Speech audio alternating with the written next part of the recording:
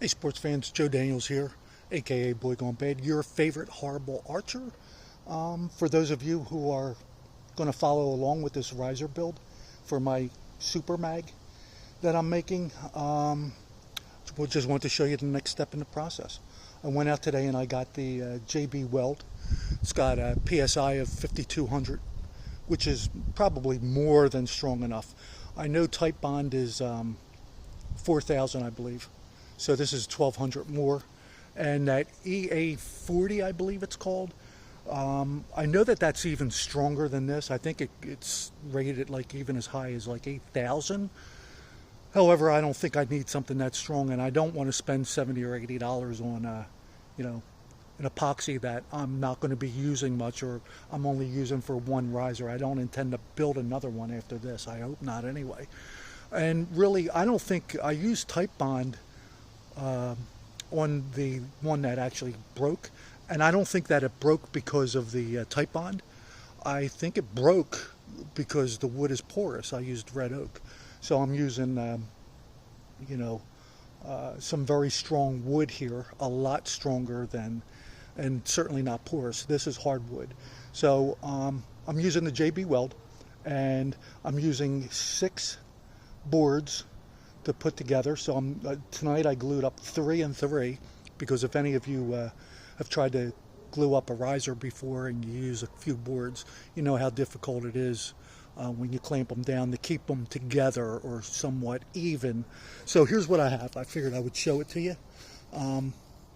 So I have a lot of excess that's squeezing or oozing out from clamping it down. I used a very liberal amount. This is an old mat, Target mat that I used, because that stuff is messy. And I think if I let these set up for about 24 hours, it's a slow drying. I didn't go with the clear epoxy because it only had a PSI of 3200, so that's less than the type bond. I don't want to go less. I would use the type bond over that. So this, with it's a slow drying process. I think it doesn't set up for 6 hours, so you have really 4 to 6 hours, I think, to play with it and get everything in place. Of course, you don't need that much time to do this.